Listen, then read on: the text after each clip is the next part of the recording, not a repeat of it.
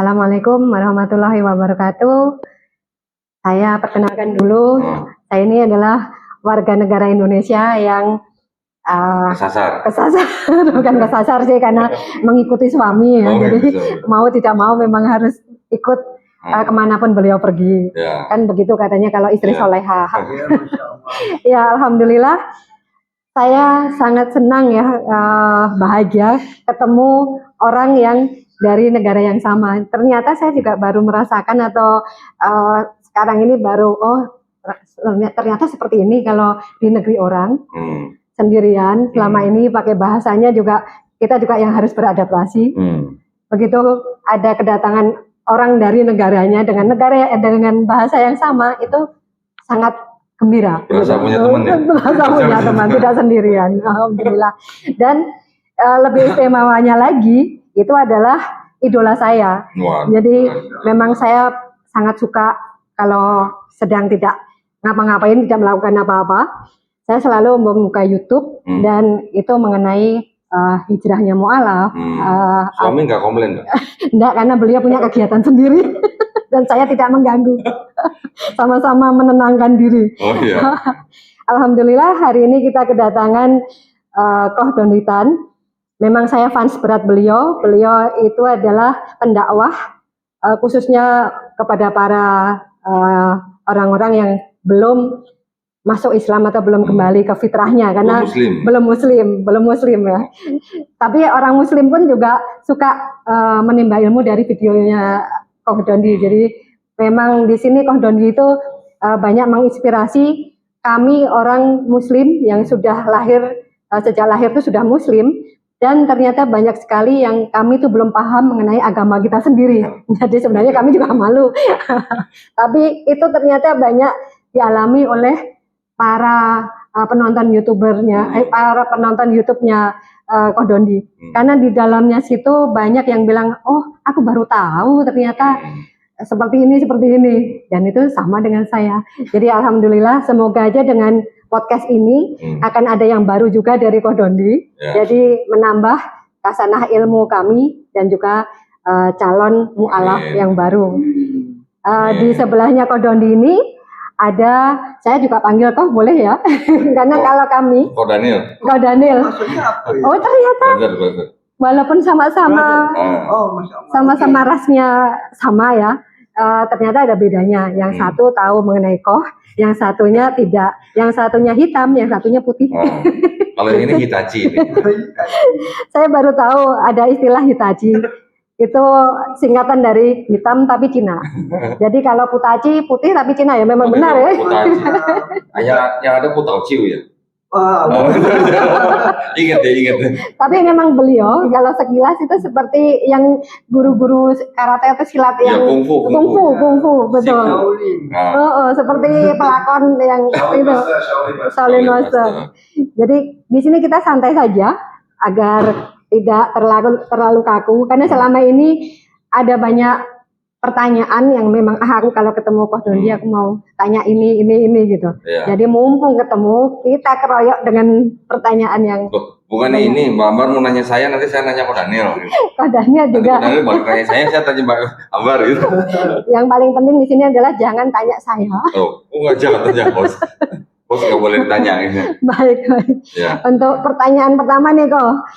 Kami Ntar dulu, ini kita lagi di mana ini? Oh iya, sampai lupa. Alhamdulillah. Jadi ini adalah kantor kami, Zam-Zaman Travel and Tours. Ini kantor apa studio Mbak? Karena memang di Zam-Zaman Tours ini ya, itu kami membuat karyawan dan yang bekerja di sini itu sangat kerasan karena apa? Studionya atau kantornya itu sangat homey dan cozy kata orang Indonesia, kata orang Jakarta. Kantor Google kayaknya kalah. Ya? Karena kami kalau sudah di kantor tidak mau pulang. Gitu. Karena rasa-rasanya sudah di rumah. Kirain karena macet. Bukan. Kalau di Malaysia belum sampai segitu. Iya. Jadi alhamdulillah ini apa? Travel and Tours Zam-Zaman ya. Betul.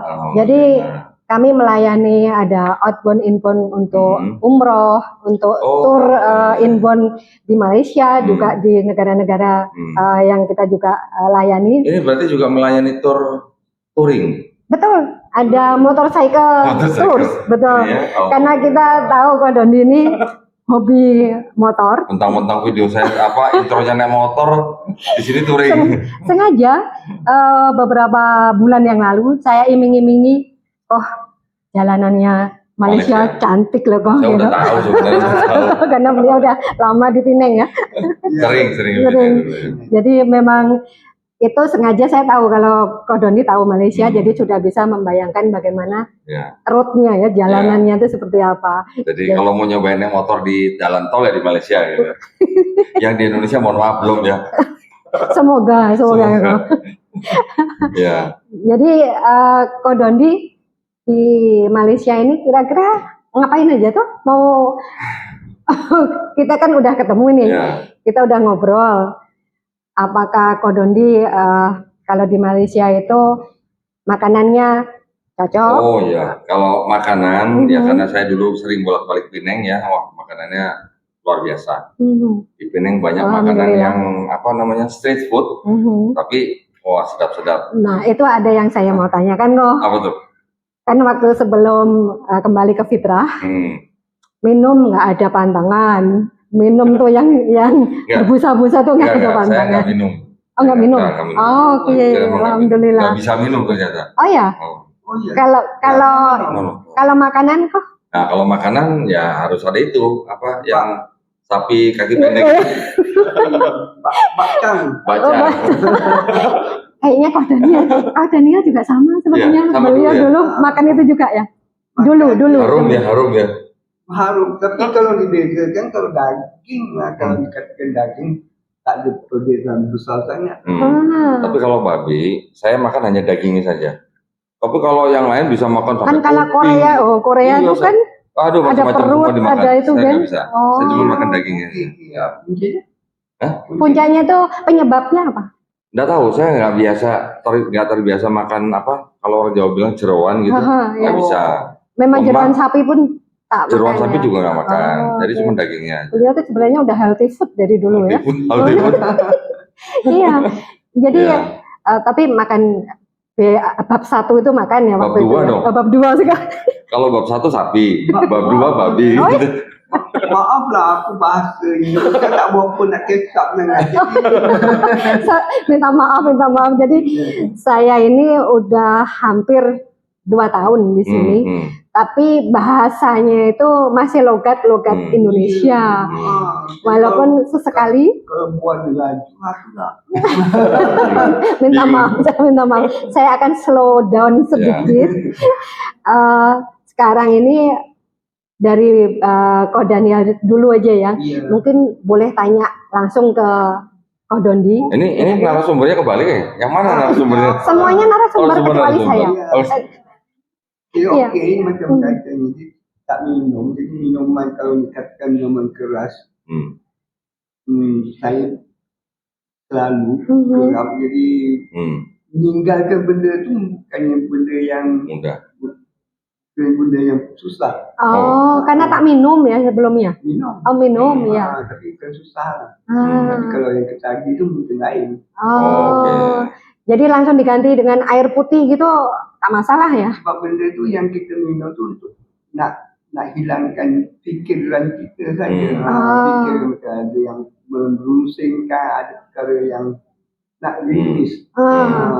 Tapi kalau kita jumpa Islam, jadi rilis ini sudah ada di sana. Alhamdulillah. Jadi bisa menggantikan minuman tadi ya, yang Islamnya itu, masya Allah, alhamdulillah.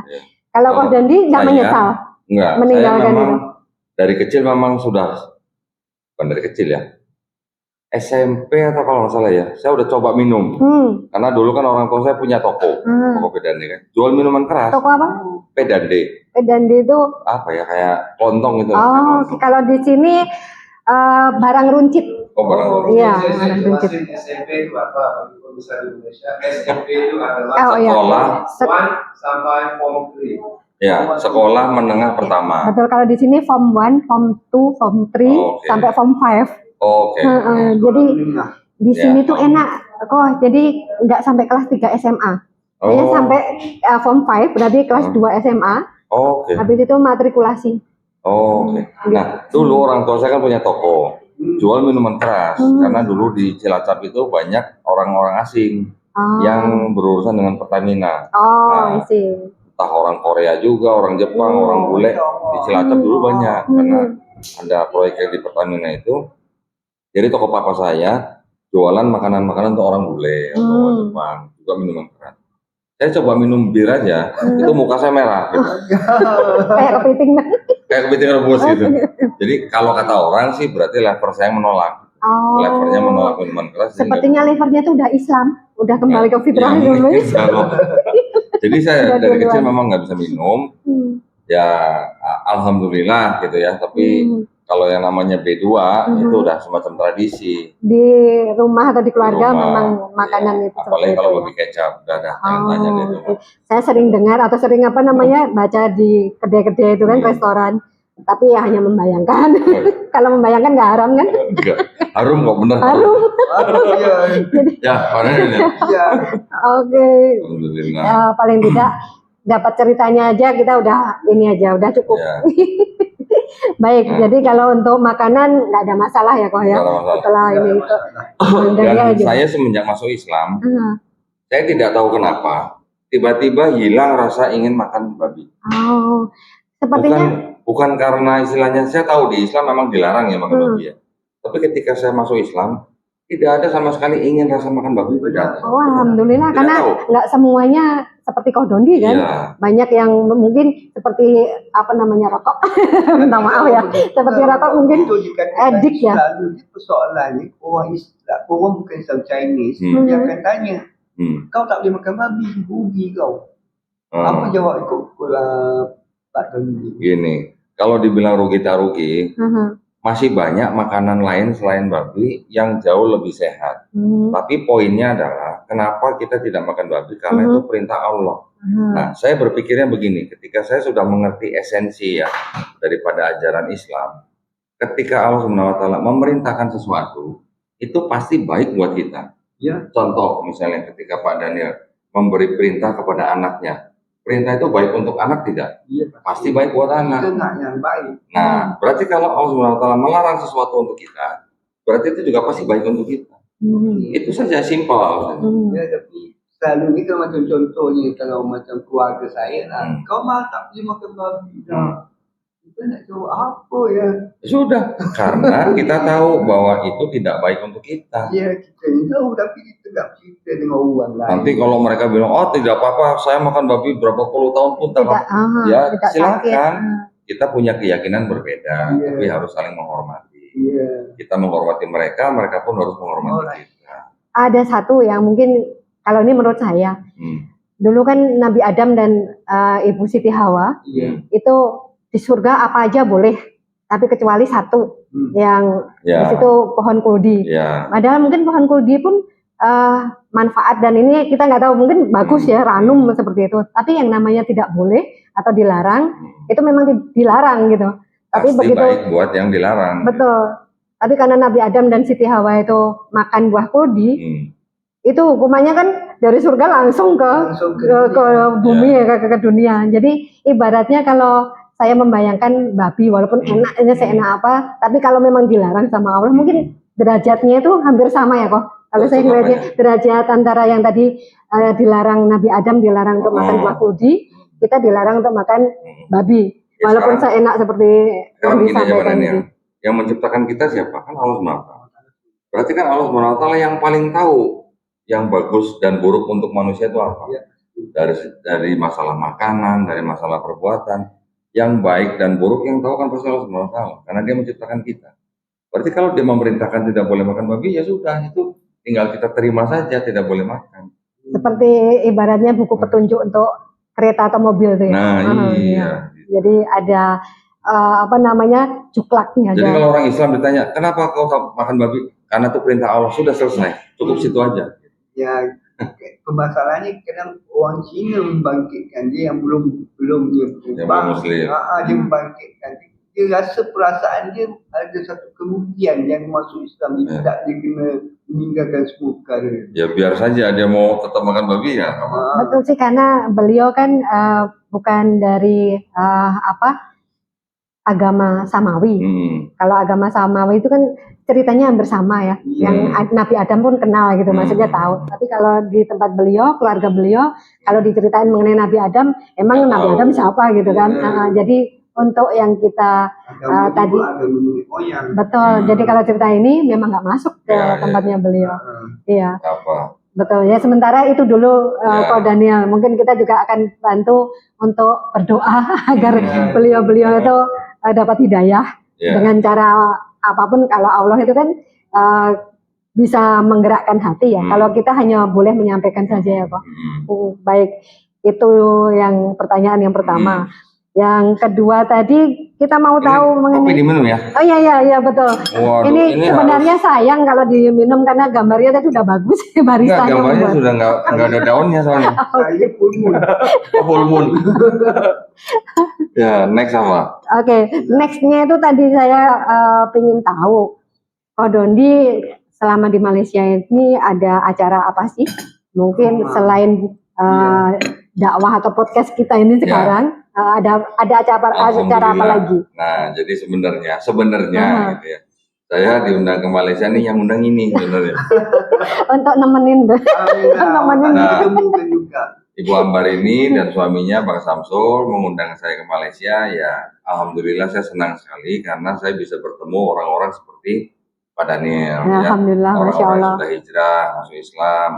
Kemudian saya juga malah minta tolong sama Bu Ambar untuk bisa bertemu dengan Ustadz Auni Muhammad. Alhamdulillah, alhamdulillah, insya Allah besok Kamis ya kita bertemu beliau. Saya itu tiap malam itu kalau mau tidur pakai earphone dengerin YouTube-nya Ustadz Auni Muhammad. Masya Allah, jadi saya ngefans banget sama Ustadz Auni Muhammad. Iya. Insya Allah nanti Kamis malam ya. Kamis malam. Iya, insya Allah. Nah, ada kabar lagi. Nah, nanti hari Jumatnya kita mau bertemu dengan orang penting di Penang. Nah, itu nanti urusan Bang Samsul nih nanti nih ya. Mudah-mudahan dimudahkan lah acaranya, jadwalnya mudah-mudahan dilancarkan. Alhamdulillah, insya Allah. Tapi dari semua itu, saya senang sekali bisa berkunjung ke Malaysia karena satu, mau berdakwah. Tujuan utama saya adalah dakwah kepada umat Islam, juga kepada yang belum Muslim. Jadi hidayah bukan milik kita hanya menyampaikan. Betul itu. Entah dia nanti mau menjemput hidayah, itu adalah ya ranahnya Allah SWT. Hak prerogatifnya Allah. Yang pertama. Yang kedua, saya akhirnya bisa naik motor lewat jalan tol. ini kita tepuk tangan karena apa? Ko Dondi aja suka dengan motoran di jalan tol gitu kan. Sedangkan di Indonesia itu kan banyak sekali orang naik motor. Pasti mereka juga ingin ya. Kalau pemerintah Indonesia sepertinya belum mengizinkan motor masuk jalan tol karena mungkin masih dianggap masih dianggap nggak cocok atau berbahaya mungkin. Karena di sana padat. Ya. Sangat ramai. Motor jauh lebih banyak. Betul. Kalau yang saya lihat selama ini perbedaannya orang Malaysia dan orang Indonesia ini mengenai motor ya. Orang Malaysia itu punya mobil atau kereta itu bisa 2 sampai 3 atau lebih satu rumah ya. Tapi motornya belum tentu ada atau cuma satu. Beda dengan Indonesia. Indonesia itu punya motor bisa sampai 4, satu keluarga ada 4 juga motornya 4, tapi belum tentu ada mobil. Itu bedanya. Makanya di sana memang motor sangat ramai. Betul. Mungkin itu yang kenapa jalan tol di sana belum dibuka. Belum cocok lah. Belum cocok, betul. Jadi satu motornya 10. Betul. Kalau tapi anak-anak Ko Daniel itu juga mereka udah mulai naik motor ya kalau saya lihat ya. Karena orang Malaysia naik motor itu sepertinya belum lama. Jadi trennya itu baru beberapa tahun baru kali ini ya. Jadi kalau yang dulu-dulu tuh masih belum terbiasa. Ya, alhamdulillah. Insya Allah nanti Ko Dondi diikuti teman-teman Indonesia yang Ya, lain. jadi untuk perjalanan mencoba. saya naik motor nanti dari KL ke Pineng itu semuanya diatur dan di apa namanya Di arrange sama Zam-Zaman yang sebelah Tours sini, ya betul. dan juga didukung Zam-Zaman oleh Motorcycle Tours. Zam-Zaman Motorcycle Tours. Kenapa kita ada tulisan tours di sini? Karena kadang-kadang Dondi kalau datang ke sini kan nggak hanya orang sendirian untuk naik motor, tapi biasanya bawa family. Karena ada istri, ada anak-anak gitu kan. Nggak semuanya naik motor karena anak-anak nggak mungkin naik motor. Jadi turnya itu kami khususkan untuk istri dan anak-anak. Jadi bapaknya motoran, yang ibu dan anak-anak keliling pusing-pusing kalau di sini bilang, keliling di objek-objek wisata di Malaysia, bisa menikmati kulinernya juga seperti itu. Konsepnya keren, nanti boleh juga dipakai di Indonesia. Iya betul. Berarti ini juga bisa di apa namanya? Bisa untuk menjaring wisatawan dari Indonesia dong ya? Betul. Memang kami juga inginnya itu seperti itu karena apa? Karena Indonesia dengan Malaysia ini kan sebenarnya nggak terlalu beda, orang-orangnya, bahasanya bersama, walaupun kadang-kadang boleh itu bisa tuh boleh itu memang kita harus adaptasi, kadang-kadang agak bingung juga gitu. Ada kata-kata yang di sini itu baik-baik saja, tapi di sana jangan cakap itu apa namanya berbeda jauh, nggak elok kan? Yang penting relasi sama.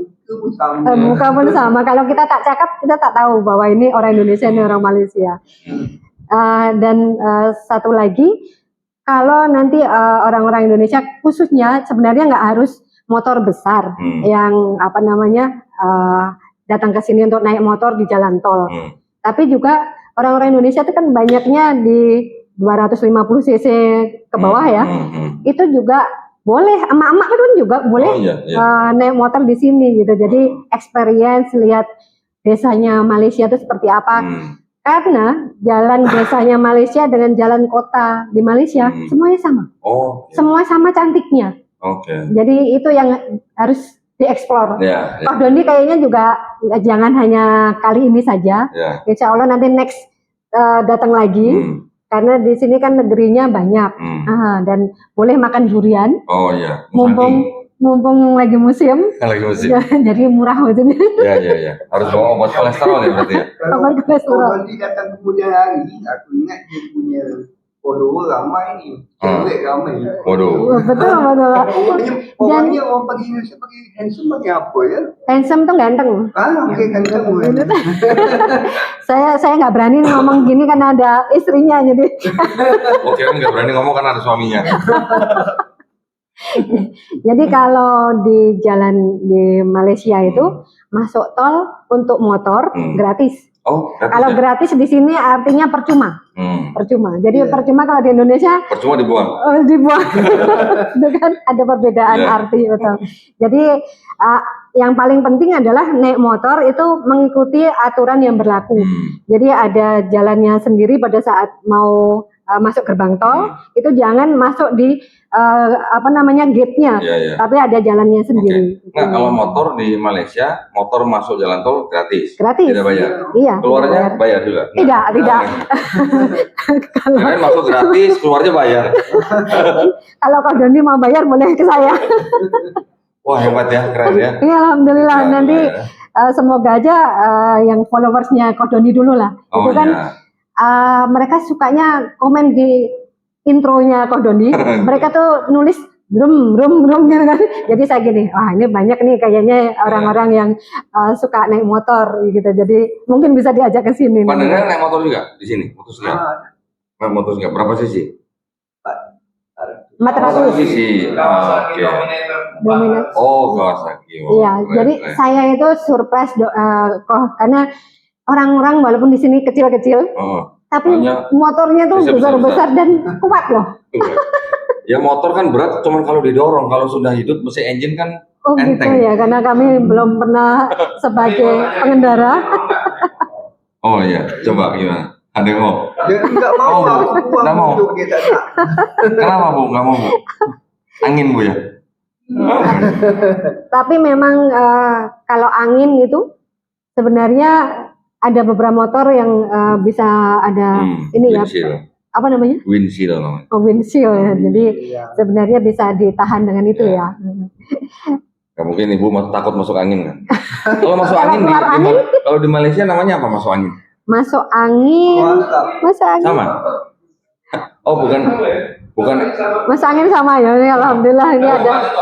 Sama obatnya. Tapi masuk angin. Tet. Oh, obat Indonesia masuk angin keluar asap. Oke, ada yang Koh Dondi mau tanyakan ke Bang Daniel, ada tak? Nah, ini kan tadi kan kita baru jumpa, jadi mau apa namanya sharing-sharing. Pak Daniel masuk Islam tahun berapa? 2002. 2002. 32 tahun sudah. 22 tahun. 2002 kan? Iya, oke. Sekarang baru 2024. Iya, anak saya kan lahir 2003, umur 21. Berarti 22 tahun. Betul. Sudah lama masuk Islam ya? No, I forgot. 1995 I think. Oh iya, karena kan putranya beliau udah umur 26. Nggak mungkin kalau 22 tahun kan? Oh, berarti sudah lama I sekali. married in 1987. 1997 ya. Oh, baik. Berarti tahun 95 ya? Sudah 32 tahun. Nah, mau tanya, jadi waktu itu Pak Daniel masuk Islam karena apa? Karena menikah atau ada sebab lain? Sebab dikatakan masa bujangnya kerja di Malaysia Airlines. Malaysia Airlines. Malaysia Airlines sebagai aircraft mechanic. Masa itu kita bujang, jadi kita agak minum mabuk, disco, pub. Wow. Saya sedang membayangkan kan beliau dulu kan seperti saat ini aja udah masih seperti pelakon kan. Pelakon tuh artis. Kalau di sini pelakon namanya. Apalagi zaman mudanya kan. Jadi mencari masa itu kita mencari sesuatu yang selepas mati.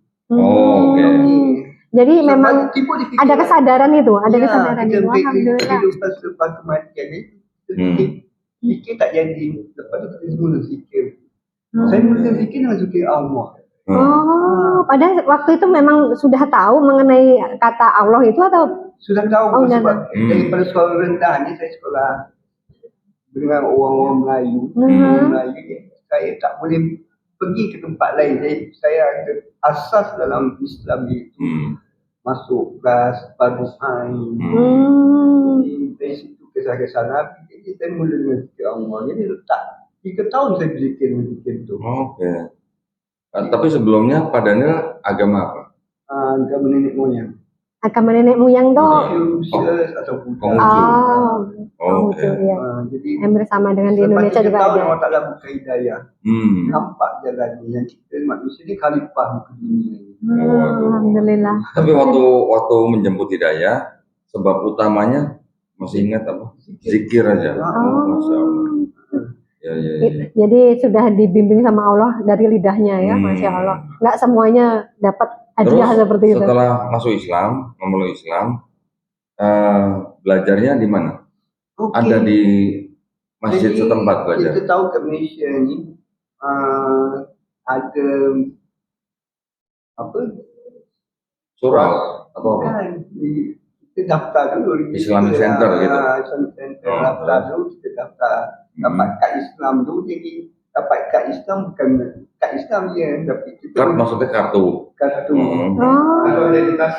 Dapat kad, lepas tu kita Islam. Jadi kita mencari apa itu Islam. Mencari Islam jadi semayang tahu, puasa tahu semua, tapi apa kerja Islam? Kerja Islam ni kita tahu Pak Dondi pun sudah mahir dalam ni. Itu kita kena cari orang beritahu perkara ni yang benar hak. Tapi waktu tahu bahwa Islam itu harus menjalankan sholat 5 waktu, gimana? Tadinya kan tidak harus 5 kali dituntut untuk sholat. Sekarang harus sholat. Itu rasanya berat tak?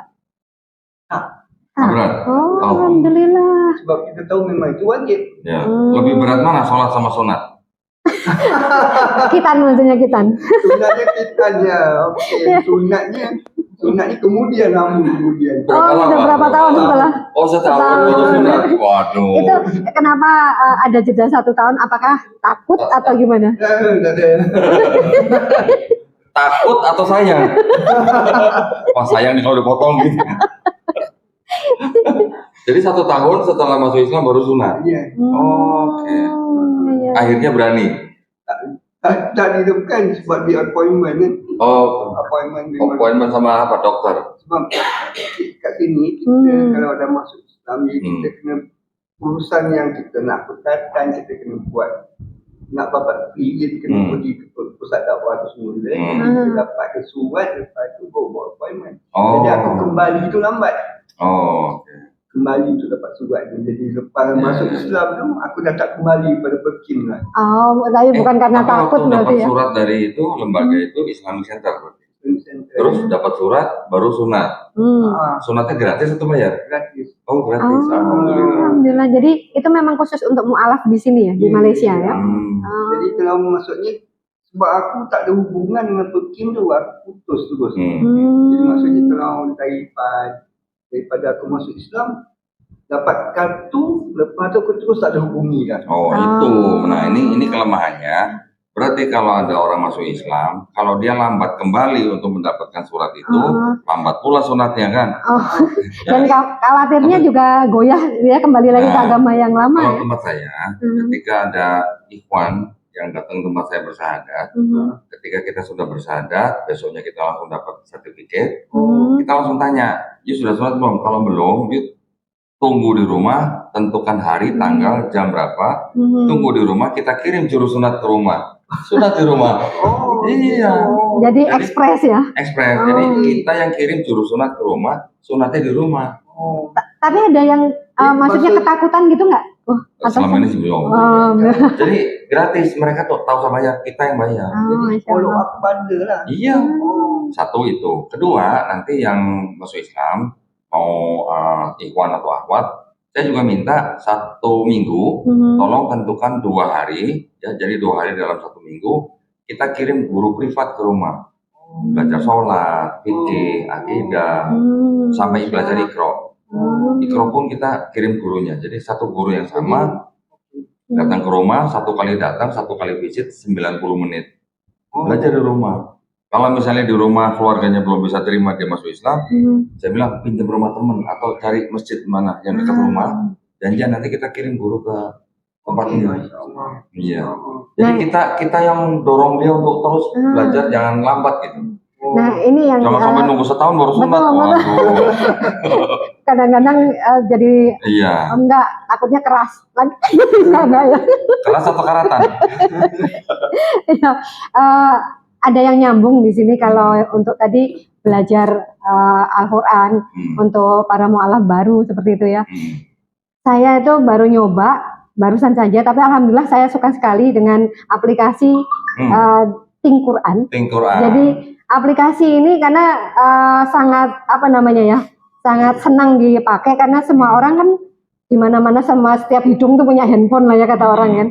Jadi handphonenya pun juga bukan handphone yang jadul-jadul dulu, semua pasti ada aplikasi store-nya. Kalau untuk iPhone itu namanya Apple Store ya. Kalau di Android dia Play Store. Di dalamnya itu ada Think Quran. Jadi kita boleh download, kita coba, kita bisa langsung main. Di situ ada banyak ayat-ayat Al-Quran yang dari kalau yang saya coba itu dari surah yang paling pendek. Favorit ya? Iya, paling pendek. Itu favoritnya Pak Samsul itu ya, trikul. Jadi surah Anas, surah ini jadi ya kan trikul itu. Betul. Dan itu ternyata juga walaupun favorit dan maksudnya yang paling pendek, kita pun belum tentu tahu ya satu persatu ayat itu artinya apa. Nah dengan dibantu Think Quran, alhamdulillah saya tuh jadi tahu satu persatu ayat-ayat tadi. Bahkan saya juga baru tahu ternyata ayat-ayat tadi itu banyak kata-kata tadi itu banyak berulang di semua surah. Memang. Jadi baru saya paham ya terutama. Ternyata di Al-Quran itu kalau kita memang benar iker mau cari tahu, insya Allah kita bisa hafal, bisa mulai paham mengenai surahnya itu apa. Walaupun yang disebut dengan surat-surat pendek tadi, yang triful, tapi itu maknanya semuanya tuh dalam. Ternyata dalam, dan apalagi yang wal asr ya apa? Oh iya, gitu. wal asr juga. Saya kalau baca itu di dalam sholat itu tuh merinding loh, takut kan, karena banyak menyia-nyiakan waktu. Iya, semuanya bukan tidak bermakna, semuanya tuh ada maknanya.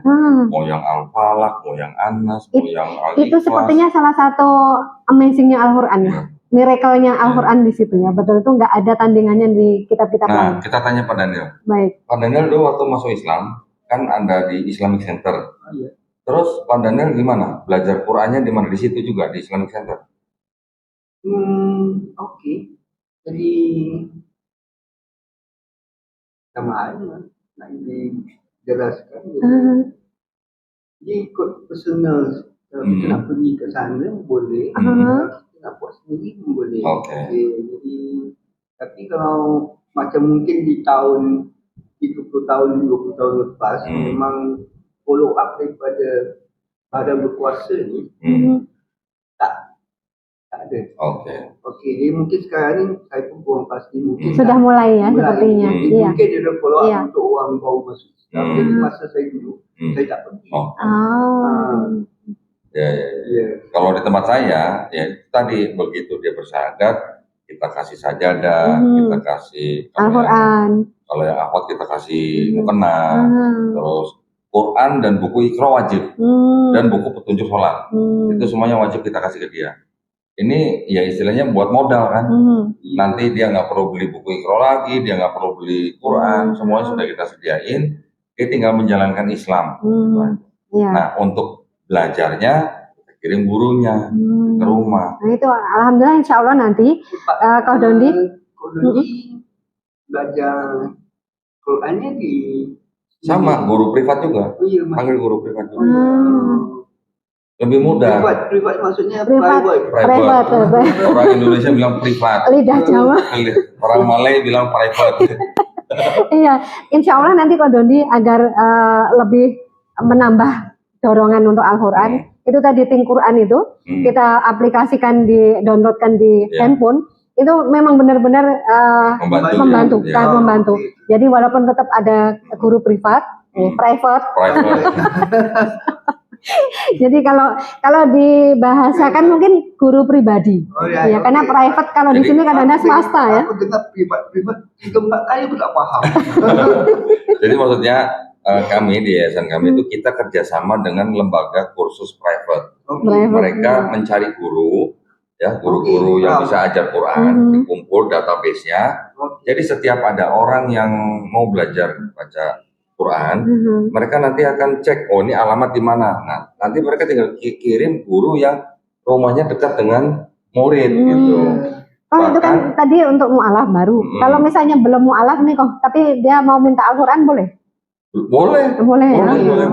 Misalnya ada orang belum muslim datang minta Quran, kita malah senang kasihnya, lebih senang, biar dia belajar. Betul. Iya betul. Itu ada terjemahannya ya? Ada, yang di Indonesia rata-rata ada terjemahan. Nah terus, jadi kita memang sengaja kerjasama dengan lembaga kursus private ini supaya apa? Supaya orang tidak susah-susah cari guru mau belajar Quran. Ya. Bahkan kalau kita di sana sebutnya areanya tuh Jabodetabek, Jakarta, Bogor, Depok, Tangerang, Bekasi gitu. Singkat Jabodetabek. Big area, ya. Ya, jadi satu lembaga ini dia yang punya guru-guru yang terpencar. Nanti setiap ada orang mau belajar dia tinggal cari guru yang paling dekat. Database tidak ada di mana. Masya Allah. Jadi saling support ya. Bahkan di kota-kota besar lain pun ada. Jadi kalau misalnya ada di Bandung, Surabaya, Semarang, kita tinggal ngomong sama lembaga guru ini, mereka yang sediain guru. Ya. Karena menurut saya Bang Daniel, kenapa orang-orang itu supportnya sangat bagus, sangat antusias, karena kalau mereka bisa mengajarkan atau mengajak orang lebih ke Al-Quran, lebih ke ini, kan dapat pahalanya juga kan? Jadi itu yang kadang-kadang orang yang di luar kita, yang di luar seperti saya, itu kadang-kadang malah nggak punya kesempatan untuk itu gitu. Jadi itu sangat bagus sekali. Jadi setiap orang yang masuk Islam kita harus bantu supaya dia bisa menjadi Islam yang kafah, menjadi Muslim yang kafah, menjalankan itu. menjalankan tugas. Ya. Kedua, kita juga bekerja sama dengan Badan Amil Zakat. Ya, kalau di Indonesia kita ada yang namanya Basnas. Basnas ini singkatannya Badan Amil Zakat Nasional. Ya. Jadi kalau namanya zakat itu kan harus disalurkan kepada 8 golongan atau 8 asnaf. Salah satunya adalah mu'alaf. Nah, di Indonesia penyaluran zakat untuk mu'alaf ini masih sangat-sangat kecil. Oh, gitu. Tapi sebenarnya dana itu ada. Dana itu ada. Oh, Masya Allah. Nah, makanya kita juga insya Allah sudah bekerja sama dengan Basnas. Basnas ini nanti yang minta data dari kita. Kita misalnya mensyaratkan orang, ada ID kan, ID ini kita kumpul, kita kirim ke Basnas, Basnas turun zakat. Jadi ada penyebaran dananya di situ ya. Dana itu memang ya dari zaman sejak sahabat Nabi ya, memang kan diperuntukkan untuk orang-orang yang baru masuk Islam, supaya imannya kuat, gitu, supaya dan tidak mudah kembali. Kadang-kadang kan dia keluarga udah nggak menerima lagi, atau misalnya orang-orang mualaf ini tinggal di daerah yang berdekatan dengan orang yang mungkin memusuhi Islam atau mengajak mereka kembali ke agama lamanya. Jadi itu yang kita jaga. Iya, oke, paham. Jadi maksudnya, Masya Allah, Kodon ini sudah ada dia punya database. Betul. Jadi kokoh ya. Kokoh itu bangunannya untuk mu'alaf itu alhamdulillah di Indonesia itu sudah kuat. Yang saya lihat dari Kodon di bercerita ya. Mungkin itu bisa diaplikasikan di negara-negara lain jiran ya, negara jiran. Tapi belum semua sebenarnya. Ini saya masih punya cita-cita ya. Di Indonesia itu banyak mualaf center ya kan? Masih sendiri-sendiri ya? Sendiri-sendiri. Jadi mereka punya data. Sendiri-sendiri itu asing-asing gitu. Scattered, terpencar-pencar. Jadi data itu scattered. Saya ingin data itu bisa integrated gitu. Jadi saya nanti sedang insya Allah sedang komunikasi dengan MUI. MUI itu Majelis Ulama Indonesia. Kalau di sini itu apa ya? Mufti ya, apa namanya? Malaysia Ulama itu Board ya. Yang mengatur mengenai syariah Islam. Di Indonesia setiap provinsi itu jabatan agama. Jadi saya nanti mau minta tolong ke MUI supaya bantu kita buat asosiasi. Asosiasi mualaf center.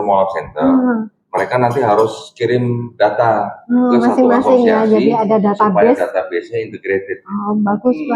Sambil kita try, kita coba ini karena ini adalah cookies yang dibuat oleh maksudnya orang homemade. Jadi ada salah satu dari muslimah di Malaysia dan dia memang punya ilmu masak.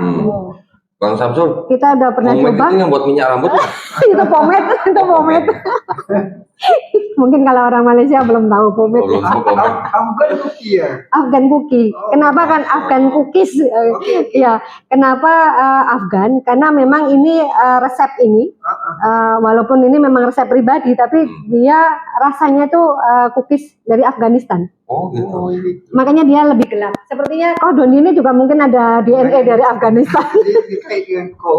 Iya, boleh dicoba kok. Karena saya coba itu memang rasanya beda dan tidak enak,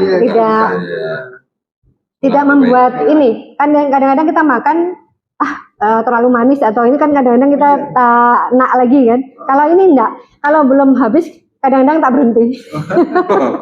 Jadi insya Allah ini juga sehat karena perpaduan antara gula dan ininya pun juga sudah disesuaikan dengan healthy food. Iya. Ini kok ada kayak crispy-crispy-nya apa nih? Ini konflik.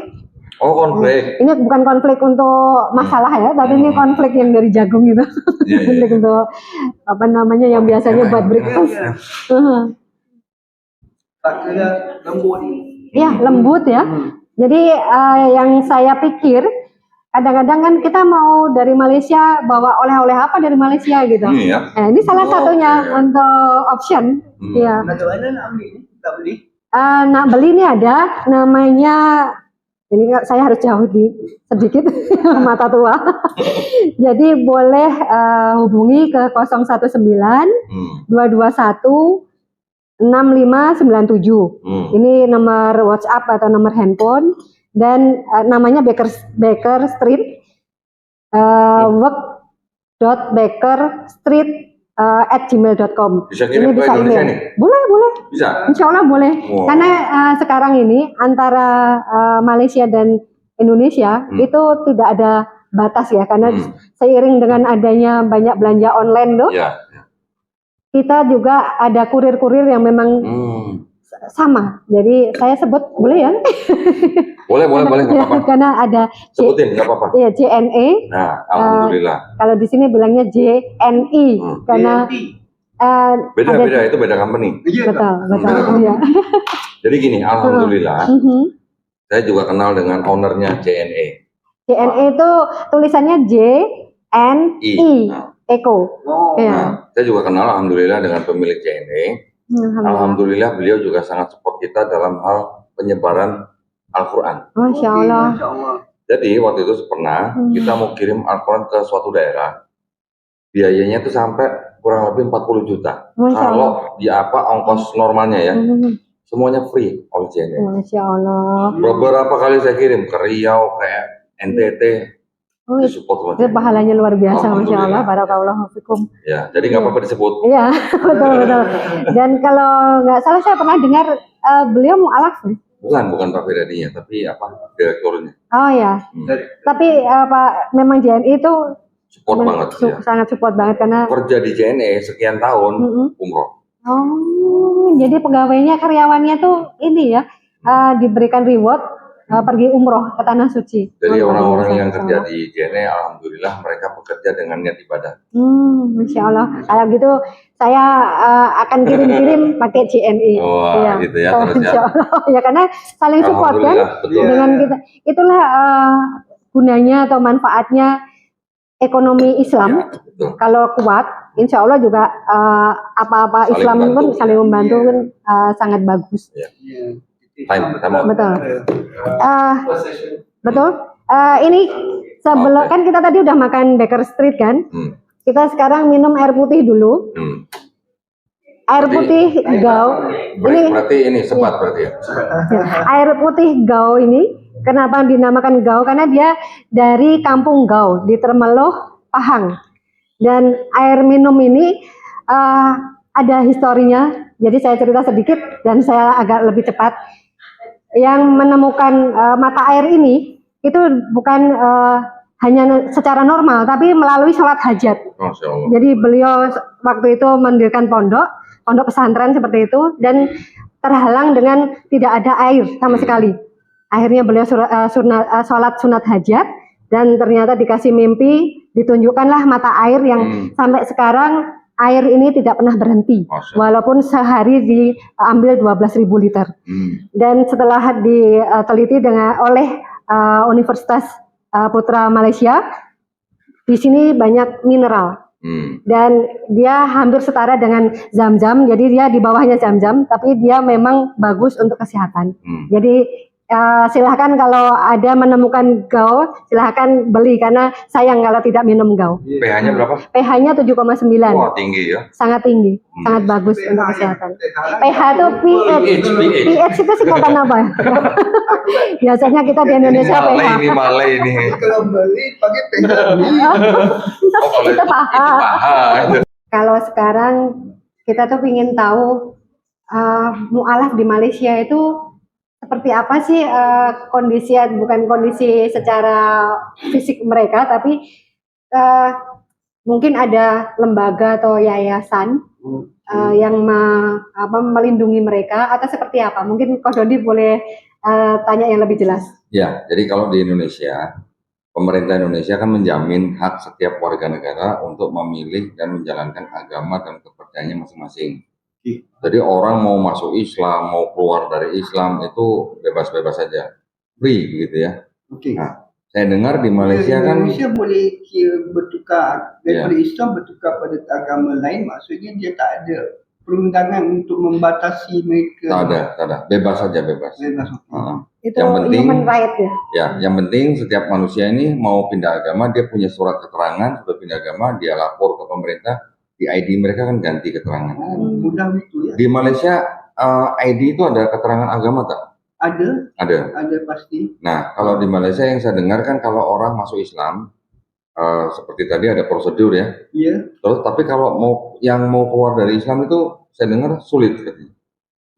Sebab kan memang kiri agama Islam adalah agama resmi di Malaysia. Jadi ada perundangan mengatakan orang Islam tidak boleh bertukar agama kepada agama lain. Jadi kalau dibagi tahu orang yang mengatakan kalau orang Islam bertukar agama boleh dipenjarakan. Itu memang ada undang-undangnya atau ada law-nya ya? Tapi berarti kan tetap ada prosesnya kan?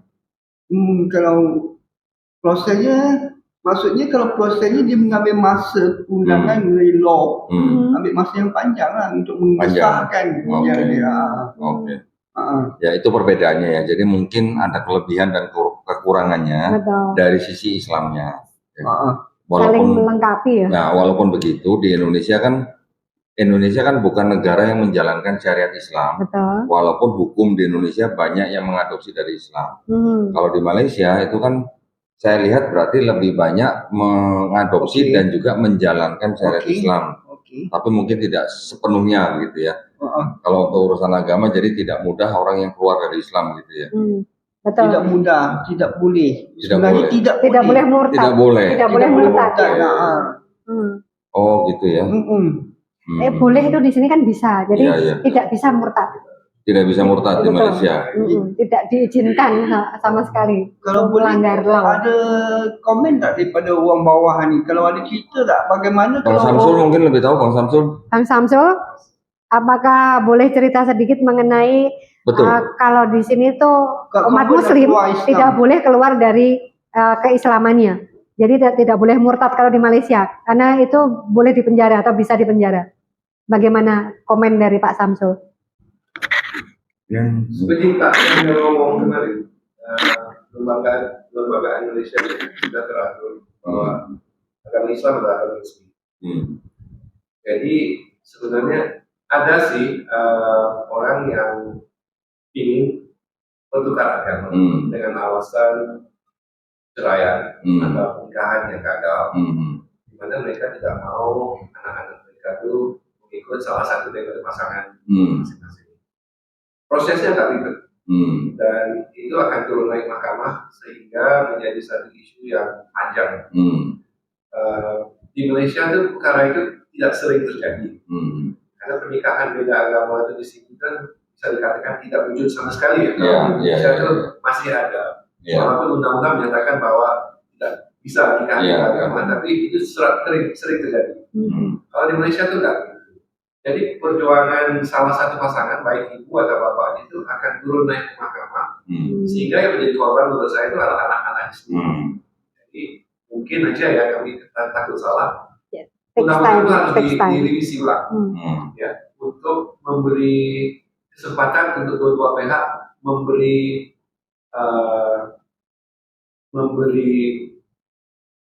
kesempatan masing-masing untuk menceritakan pada mahkamah. Akhirnya mahkamah itu akan menjatuhkan hukuman. Ada bisa atau enggak? Ya, itu ada beberapa kasus di case di Indonesia yang itu. Nah, kalau di Indonesia malah gini, ini beberapa waktu yang lalu ya. Beberapa waktu yang lalu malah ada pihak yang bisa memfasilitasi orang nikah beda agama. Ya, maksudnya yang sedang viral itu? Dan itu jelas salah ya. Dan itu jelas melanggar Undang-Undang Nomor 1 Tahun 74 di Indonesia. Apa itu isinya? Isinya ya pernikahan tidak boleh beda agama, harus agama yang sama. Itu di Indonesia. Belakangan beberapa waktu yang lalu itu ada malah pihak yang bisa memfasilitasi orang nikah beda agama. Nah, memang sudah sempat dibicarakan cukup ramai. Terus akhirnya yang saya tahu kemarin tuh dari MUI itu minta kepada Kementerian Dalam Negeri supaya tidak menerima pencatatan orang yang menikah beda agama. Oh, jadi dianggap tidak sah atau? Dianggap tidak sah, dianggap tidak ada gitu. Oh. Kalau di Malaysia kan tadi kalau dengar keterangan dari Bang Samsul kan berarti kan boleh dikatakan tidak ada gitu kan orang nikah beda agama Iya, kan di Malaysia betul, kan. betul. Nah, Kalau di itu. tempat kita ada tapi di bawah tangan mungkin ya? Atau seperti itu atau gimana? Di bawah meja, di bawah tangan. ranjang gitu maksudnya. Kalau ini kan informasi dari internet. Ya. Ini saya baca aja ya. Muslims who seek to convert to another religion must first obtain approval from a Sharia court to declare themselves as despotes. Syariah court seldom atau jarang sekali memberi kebenaran kepada pemohon, especially for those born Muslim and ethnic Malays. Jadi kalau dah lahir sebagai seorang Muslim itu jarang sekali mahkamah akan mengizinkan. And those who have converted to Islam. Jadi kalau kita masuk Islam, mau keluar itu ya seperti one way walk. Sulit sekali untuk mereka keluar lagi.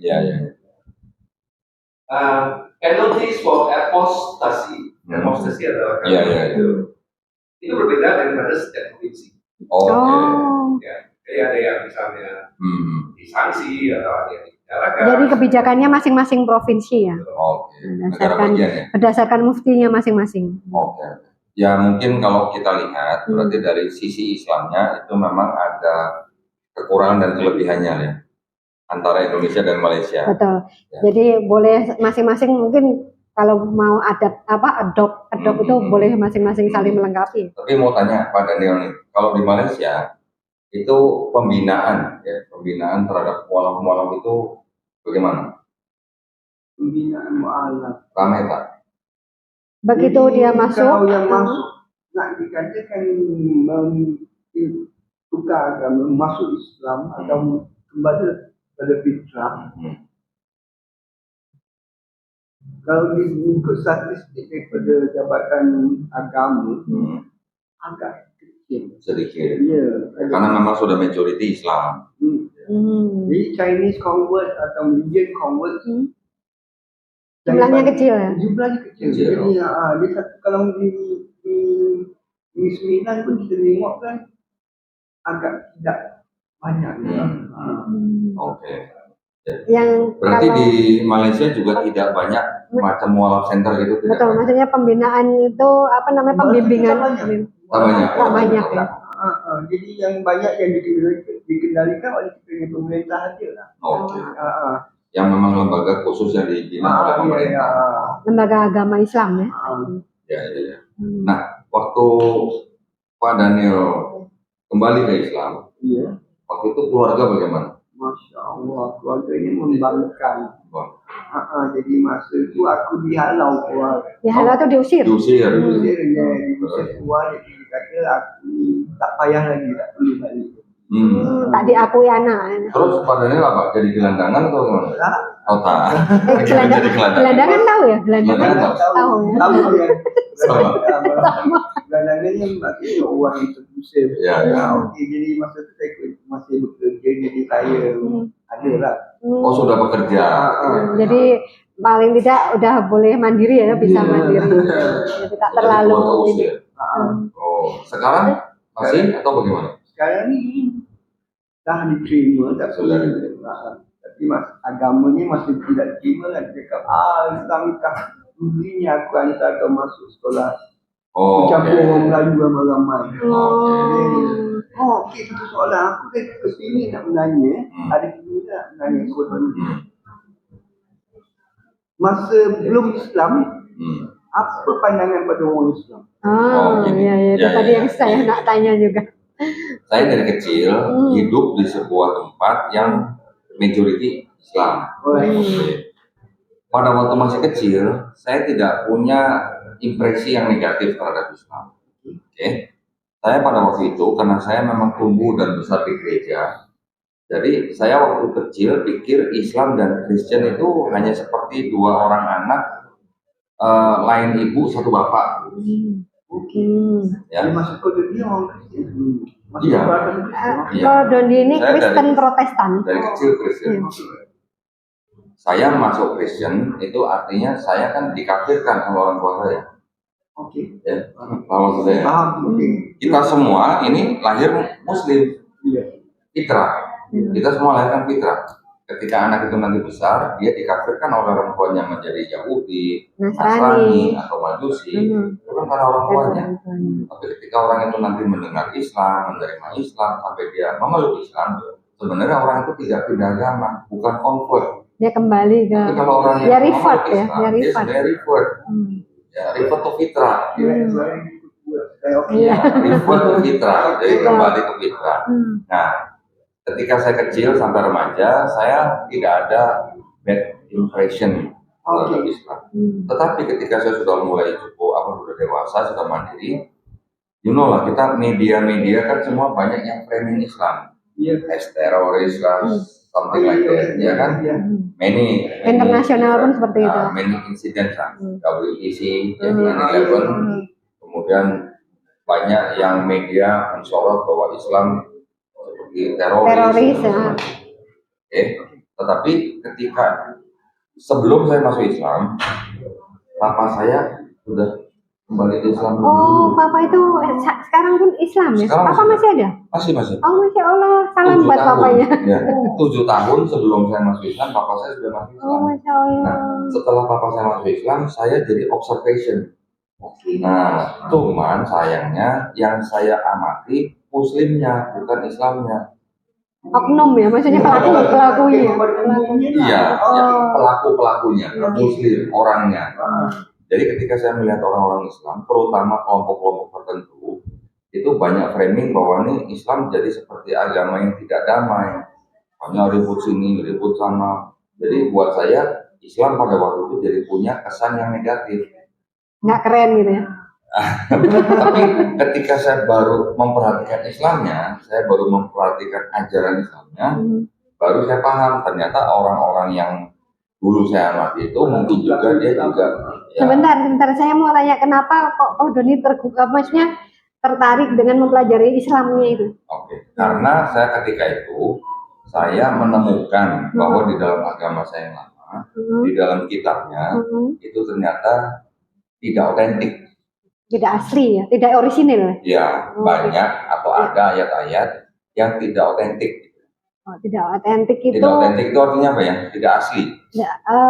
Karangan orang lain atau karangan manusia gitu. Tidak asli itu artinya ada yang ditambahkan, disisipkan, bahkan ada yang dipinjamkan. Pinjam tapi nggak dibalik-balikin. Gitu. Oke. Apa namanya kalau pinjam nggak dibalik-balikin? Ini dia otentik dari apa? Dari sisi ayat-ayat. Kitab yang dia ambil itu ngambil dari mana? Ya gini, jadi kalau di dalam kekristenan itu kan ada kitab sucinya namanya Bible. Di dalam Bible itu kan banyak chapter-chapter. Ya kalau di Quran kita menyebut surah. Ya di dalam surah-surah itu, di dalam Bible itu ternyata pengarangnya atau penulisnya itu banyak yang adopt dari tulisan orang lain. Contoh misalnya di dalam kitab Kristen itu ada 4 kitab yang disebut gospel. Ada Matius, Markus, Lukas, Yohanes. Nah, ini ternyata juga bermasalah. Yang penulis sebenarnya adalah Markus, tapi yang Matius dan Yohanes mengadopsi Markus. Oh, dia juga ngopi dari situ. Copy paste. Jadi di dalam Matius itu ada 80% berasal dari Markus. Yang Lukas 60% berasal dari Markus. Kemudian yang Yohanes juga dia ternyata adop dari tulisan orang-orang lain. Yang Markus ternyata mengadopsi dari Paulus, bukan? Dari seorang penulis yang sudah menulis cerita kira-kira 700 sampai 800 tahun sebelum ada Yesus. Oh, ini ceritanya Ustadz Oni Muhammad juga, ini nyambung juga tak? Jauh sekali. Pokoknya kalau yang Markus ini ternyata dia juga bukan original tulisan dia, tapi dia melakukan metode yang namanya mimesis. Ya, mimesis itu artinya dia mengadopsi cerita orang lain, tetapi dia mengganti namanya, mengganti nama tempatnya. 700 sampai 800 tahun yang lalu itu berarti Nabi Isa udah lahir? Belum. Before Christ. 700 sampai 800 sebelum tahun. Masehi. Before Christ. Sebelum Masehi. Buku itu diterbitkan 700-800 tahun sebelum Masehi. Ya. Penulisnya namanya Homer. Homer ini yang menulis cerita tentang siapa? Tentang kota Trojan. Pernah dengar yang perang-perang itu ya. Di dalam kota Trojan itu ada satu tokoh namanya Raja Odyssey. Raja Odyssey ini berasal dari negeri Iliad.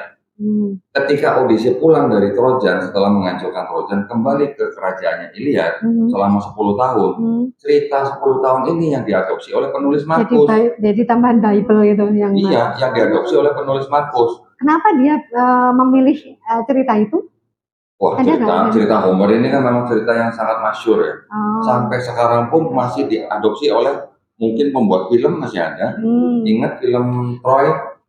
Troy ya. Troy, bukan yang 300 bukan ya? Bukan ya. Kalau 300 itu kan Spartan. Film Troy, judulnya Troy, Brad Pitt yang main. Itu menceritakan tentang menghancurkan kota Trojan. Baik. Ya, cerita itu sangat masyhur sehingga banyak yang mengadopsi. Jadi zaman dulu orang itu bisa menulis, ya, entah dia dengan cara mengadopsi cerita orang lain, atau saya menulis tapi saya mengaku sebagai Pak Daniel gitu. Itu zaman dulu bisa begitu gitu, dan bukan kriminal gitu. Jadi seakan-akan sayingnya atau ini adalah kalimatnya dari Pak Daniel, kita tulis gitu ya. Ketika saya mempelajari kitab saya, ternyata di dalam kitab saya terjadi hal-hal seperti itu, kemudian ada juga kontradiksi, kemudian juga ada yang namanya plagiarisme. Plagiarisme itu di dalam satu kitab ada 2 kitab yang ayat-ayatnya persis plek identik sama. Sama dengan persis plek itu berarti sama. Dia nggak tahu plek ya. Sama persis, tidak ada bedanya. Many verses in some of the chapters are identical. We call that plagiarisme. Nah, itu jadi buat saya pada waktu itu ketika saya mengetahui itu, akhirnya saya mengambil kesimpulan bahwa kitab saya tidak bisa disebut kitab suci buat saya. Nah, ya, baru saya kemudian belajar agama-agama yang lain. Ketika saya belajar agama yang lain, jadi nggak hanya Islam, saya memperhatikan agama Judaism, ya, Yahudi ya. Agama Judaism ini boleh dikatakan bangsa Yahudi itu kan bangsa yang merasa eksklusif. Mereka merasa bangsa yang dipilih. Bangsa lain. Jadi bangsa lain buat mereka itu di bawah mereka gitu. Bukan berarti orang lain tidak bisa menjadi pengikut Judaism, boleh, tetapi ya tetap nilainya berbeda. Kemudian mereka lihat rasnya ya. Kemudian nanti ada lagi agama yang menggunakan sistem kasta. Nanti ada lagi agama yang hanya mengandalkan filosofi. Filosofi. Ya. Jadi agama-agama di dunia itu memang kan sebenarnya mungkin berasal dari satu sumber. Cuman satu sumber ini diidentifikasikan oleh orang-orang zaman dahulu menjadi agama-agama yang timbul sekarang kita bisa lihat seperti apa. Agama yang disebut dengan agama ada yang paganisme, karena dia turun ke paganisme Romawi, Eropa.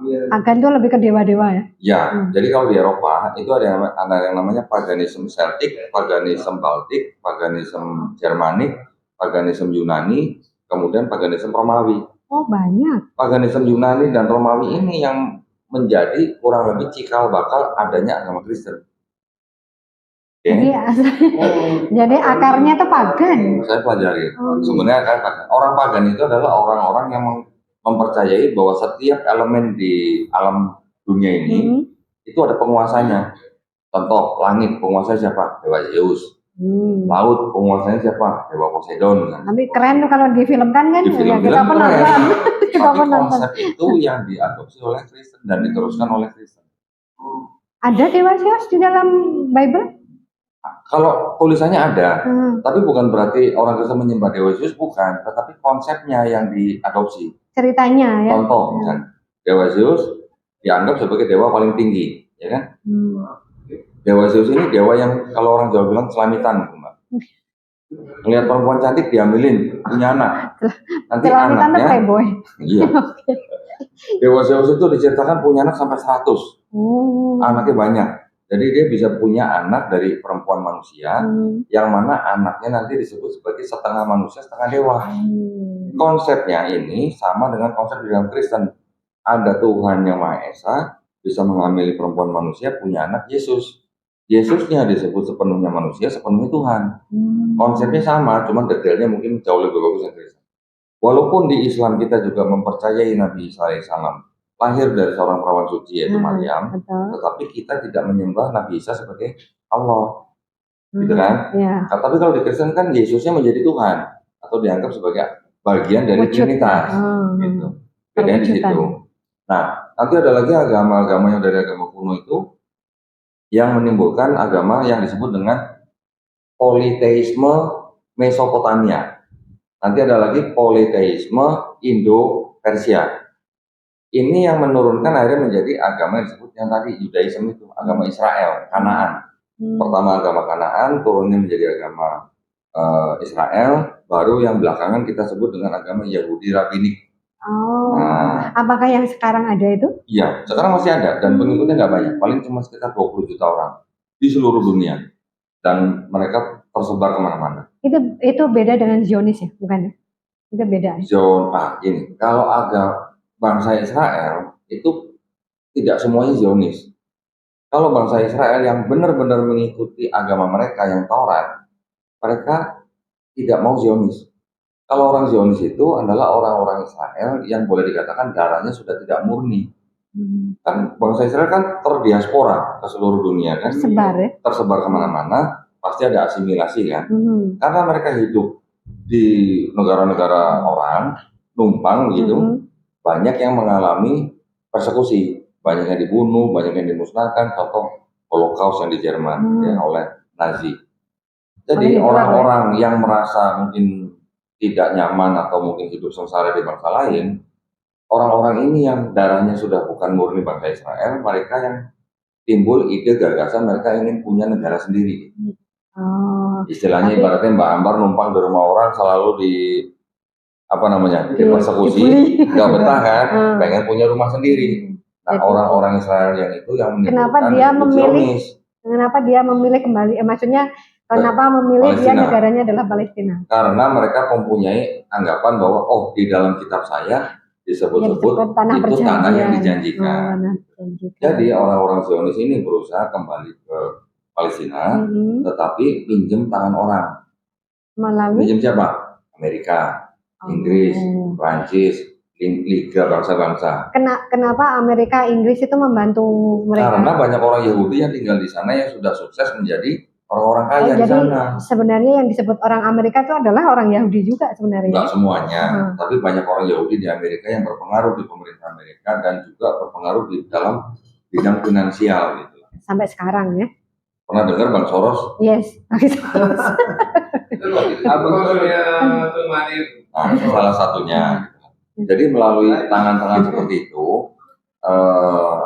pegiat Zionis yaitu dari mulai Theodor Herzl, itu dia sudah mulai mengusahakan supaya bangsa Yahudi itu yang tersebar itu bisa kembali ke satu negara dan mendirikan negara sendiri. Tapi ada orang-orang Israel juga di Amerika yang mereka mengaku sebagai pengikut Taurat yang murni dan mereka mengaku darahnya masih murni orang Israel, mereka tidak mau asimilasi dengan bangsa lain. Mereka bilang yang mendirikan bangsa Israel itu sebenarnya itu belum waktunya. Mereka sebenarnya tidak boleh mendirikan bangsa Israel. Belum waktunya itu mereka berdasarkan belum apa? Waktunya karena mereka punya yang namanya konsep nanti akan datang seorang Mesias. Nah, mereka bilang Mesias itu nanti akan datang kalau di seluruh dunia sudah tidak ada orang mengangkat senjata, itu tidak ada perang. Di seluruh dunia semua orang sudah mengenal Hashem. Hashem itu adalah nama panggilan untuk Tuhan Yang Maha Esa. Hashem itu artinya the name, nama itu. Atau mereka menyebut juga dengan sebutan Adonai. Adonai itu Rob kalau dalam bahasa Arab. Nah, menurut mereka bangsa Israel itu sebenarnya belum waktunya mendirikan negara karena belum ada firman Tuhan yang turun. Jadi nanti mereka sedang menunggu nih. Kalau sudah ada firman Tuhan yang turun, baru mereka boleh mendirikan negara Israel, mendirikan bait suci yang ketiga, baru Mesias itu datang. Ketika sudah tidak ada perang. Boleh tahu nggak Mesias itu menurut mereka itu siapa? Mesias itu kalau menurut Yahudi dia benar-benar manusia, bukan Tuhan yang turun jadi manusia. Ini yang beda dengan Kristen. Kristen menganggap Yesus sebagai Mesias itu adalah Tuhan yang turun jadi manusia. Orang Yahudi bilang Mesias itu benar-benar manusia, hasil hubungan badan manusia, tidak ada unsur ilahinya. Dan orang Yahudi bilang Mesias itu Dia nanti akan keturunan jadi Yahudi, raja kan? bangsa Israel, tapi dia harus keturunan Daud melalui anaknya Salomo. Oh, jadi nasabnya tuh sampai ke situ ya? Nasabnya sampai ke sampai Daud melalui Salomo. Yesus yang di Kristen sama orang Kristen diklaim sebagai Mesias, tetapi ayah kandungnya Yesus di dalam kitab suci Kristen itu kan Yusuf. Bukan ayah kandung ya, ayah tiri, ya? Betul. Bukan ayah kandung. Jadi kalau buat orang Yahudi, Yesus tidak bisa disebut Mesias karena dia bukan anak kandung daripada Yusuf yang keturunan Daud lewat Salomo. Oh, jadi mereka menolak untuk kalau anak adopsi, kepercayaan Mesias itu ya. Kalau anak adopsi menurut orang Yahudi nggak bisa diterima. Mohon maaf bro. Gitu. Mohon maaf bro. Tapi yang terjadi sekarang yang saya lihat terutama di orang Indonesia ya, mereka justru mungkin nggak semuanya, lebih banyak mendukung Israel daripada kenapa orang Kristen di Indonesia kok kelihatannya mendukung Israel? Betul. Karena separuh daripada kitabnya orang Kristen itu adalah kitabnya orang Yahudi. Taurat. Kitabnya orang Yahudi, bukan Taurat saja, Tanakh namanya. Tanakh itu singkatan dari Taurat, Nevi'im, dan Ketuvim. 3 kelompok kitab ini yang menjadi namanya Tanakh. Tanakh ini yang dipakai oleh orang Kristen sebagai separuhnya kitabnya orang Kristen. Bible mereka disebut Perjanjian Lama. Old Testament. Tapi tidak langsung semerta-merta dari Tanakh langsung menjadi Perjanjian Lama, tidak. Tanakh ditulis dalam bahasa Ibrani, kemudian disusun kira-kira tahun 450 sebelum Masehi, BCE, baru diterjemahkan ke bahasa Yunani kira-kira di abad ketiga sebelum Masehi. Nah, yang sudah diterjemahkan ke bahasa Yunani ini terjemahannya diresensi oleh orang-orang Kristen di abad-abad kedua, ketiga, dan keempat. Ini pastinya Nabi Isa nggak tahu itu ya? Nggak tahu apa namanya bahwa ada adopsi, maksudnya tidak mengajarkan itu maksudnya? Enggak, kalau Nabi Isa alaihissalam dipercaya menurut Bible-nya orang Kristen sendiri, Nabi Isa alaihissalam datang juga masih mengikuti hukum Tauratnya Nabi Musa. Bahkan di dalam Bible-nya orang Kristen, Nabi Isa alaihissalam atau Yesus Kristus itu memerintahkan bangsa Israel untuk mengikuti ajaran orang-orang Farisi. Orang-orang Farisi ini adalah orang-orang Yahudi yang sudah menggantikan kedudukan Nabi Musa untuk mengajarkan Taurat. Tetapi Nabi Isa alaihissalam juga di Bible-nya orang Kristen mengatakan bahwa kamu harus mengikuti ajarannya orang-orang Farisi, tapi kamu jangan ikuti kelakuan mereka. Kelakuannya kenapa Farisi? Kelakuannya kenapa? Karena mereka mengajarkan Taurat tapi tidak melakukannya. Jadi Yesus mengatakan orang-orang Farisi adalah orang-orang munafik. Tapi perintahnya Yesus tetap harus ikutin ajaran Tauratnya. Gitu. Jadi Yesus sebenarnya ini setelah kita pelajari semua ternyata Yesus di dalam Bible-nya Kristen tidak pernah mengajarkan kekristenan. Ya sebenarnya yang diajarkan Islam. Yang diajarkan Yesus di dalam Bible-nya orang Kristen ternyata tauhid. Tauhid ya seperti di Islam ya. Betul. Jadi kalau Nabi Musa alaihissalam di dalam kitabnya orang Yahudi perintahnya apa? Shema Israel, Adonai Eloheinu, Adonai Ehad. Artinya dengarlah hai bangsa Israel, Tuhan Allah kita, Tuhan itu Esa. Kata Nabi Musa alaihissalam. Jadi sebenarnya di dalam juga. PL. Yesus ketika di dalam 4 Gospelnya orang Kristen ditanya sama orang-orang Farisi hukum terutama apa? Yesus mengulang kalimatnya Nabi Musa. Adonai Eloheinu, Adonai Ehad. Ternyata Adonai Eloheinu, Adonai Ehad sama dengan surat Al-Ikhlas ayat 1. Qul huwallahu ahad. Ada ahad, ada ehad. Ehad bahasa Ibrani, ahad bahasa Arab sama. Jadi Nabi Musa itu dia berbahasa Ibrani atau diperkirakan begitu. Diperkirakan begitu. Bahasa Ibrani itu kalau menurut ajarannya Ustadz Auni Muhammad itu ada beberapa teori. Ini saya mengutip ilmunya Ustadz Auni Muhammad nih. Karena tiap malam saya dengerin. Barakallahu fiik, beliau insya Allah dapat pahalanya. Ustadz Auni Muhammad, bahasa Ibrani itu timbul ketika Nabi Ibrahim alaihissalam menyeberang lautan itu. Menyeberang itu disebut dengan apa ya, Ibro atau apa gitu istilahnya. Jadi ada kata Ibrani. Nanti ada juga orang yang mengatakan bahwa Ibrani itu adalah salah satu keturunan dari Abraham, anak dari keturunan dari istri yang namanya Keturah. Ada juga begitu. Ada 3 orang ya istrinya beliau.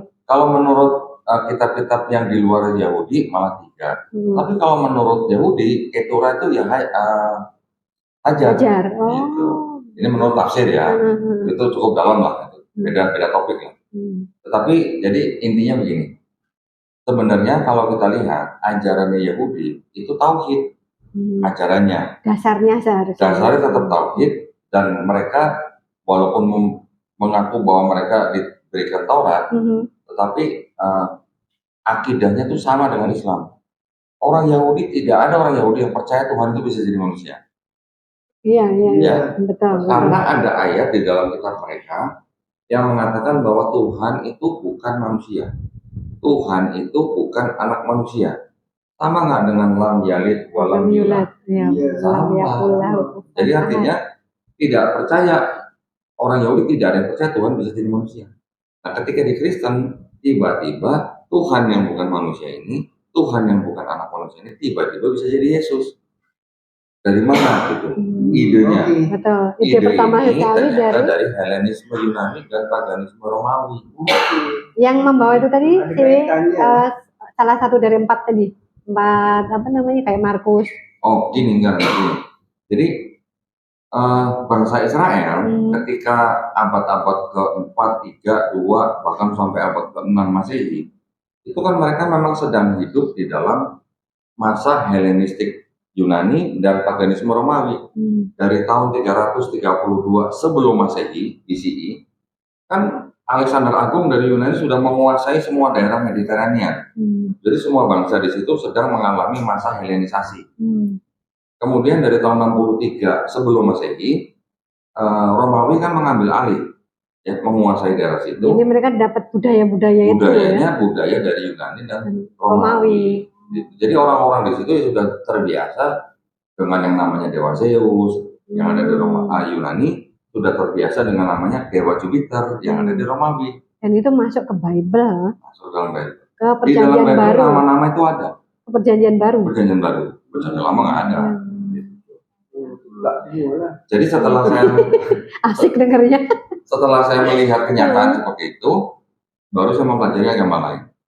Ketika saya mempelajari agama lain, ternyata saya baru tahu Kristen itu ternyata berasal dari kata Kristos. Kristos artinya apa? Al-Masih. Kristos ini dari adalah bahasa, gelar untuk bahasa, Yesus. Dari bahasa apa? Kristos bahasa Yunani. Nah, menjadi bahasa Inggris Christ, ke bahasa Indonesia menjadi Kristus. Kita menggunakan Al-Masih. Bisa Al-Masih. Ya. Ini adalah gelar untuk Yesus atau Nabi Isa alaihissalam. Ketika saya belajar nama agama yang lain, Hindu. Hindu itu adalah nama tempat di India, tempat lahirnya agama Hindu. Buddha itu ternyata gelar untuk Siddhartha Gautama, betul kan? Konghucu itu nama nabi. Nah, komposisi nama nabi sebenarnya. Oh, itu nabi ya? Nama nabinya. Ketika di Islam, nama siapa? Islam. Nama orang bukan gelar orang bukan. Bukan Pak Selamat nama ya? Tempat bukan, ya kan? Iya. Ternyata Islam apa? Islam artinya dari kata aslama, berserah diri. Itu dari bahasa Arab ya? Artinya berserah diri. Jadi kok ada agama nama tempat, gelar orang, terus kemudian nama nabi, tapi giliran di Islam kok kata perintah, suruh berserah diri. Berserah diri kepada siapa? Kepada Allah SWT, Tuhan Sang Pencipta alam semesta dan kita. Jadi artinya ini sebuah agama yang memang diperuntukkan untuk manusia. Nah, dari situ saya baru mempelajari ajaran. Nggak pernah terpikir aku kok jadi antara betul ya. Nggak pernah terpikir dengan nama-nama agama itu berasal dari mana. Jadi kita mengenal kata Islam. Islam ternyata artinya berserah diri. Tapi ternyata bukan cuma itu aja. Berserah diri, selamat, damai, patuh, taat, tunduk. Kepada siapa? Kepada yang menciptakan kita. Nah, berarti kan itu indikasi.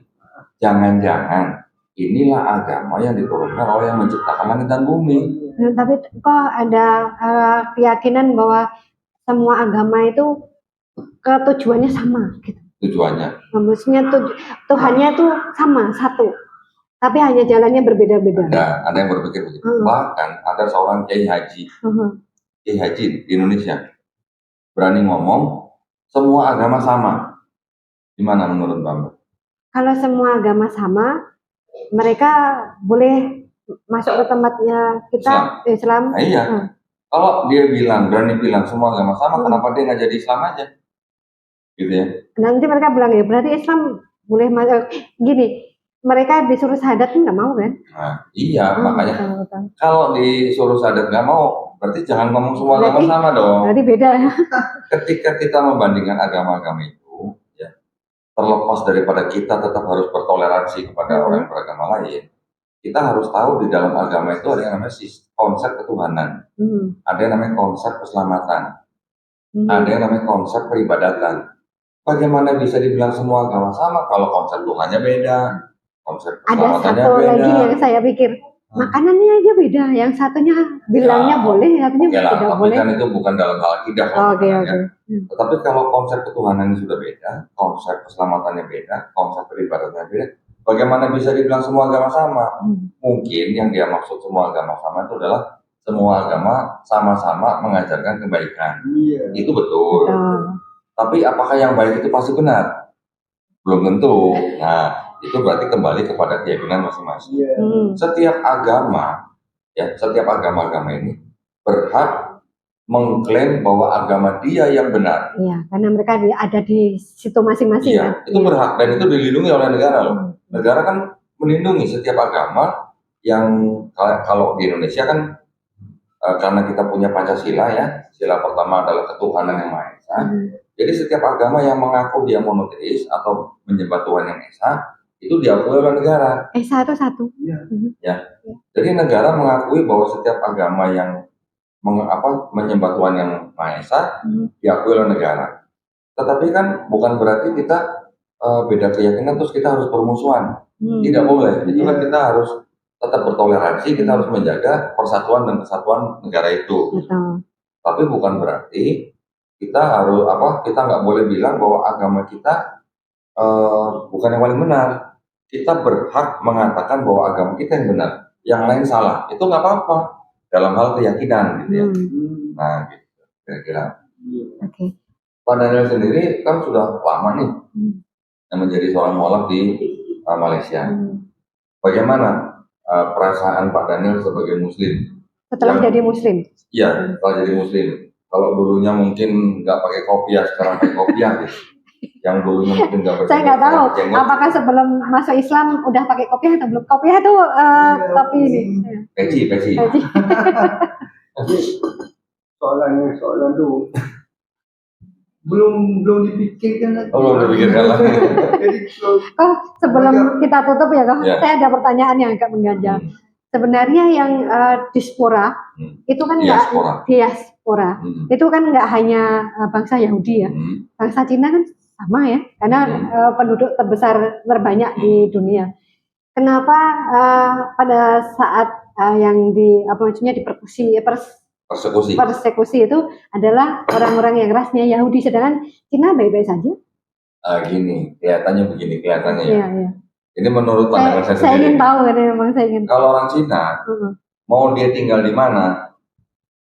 Kalau kata Bang Samsul, DNA-nya udah DNA dagang gitu.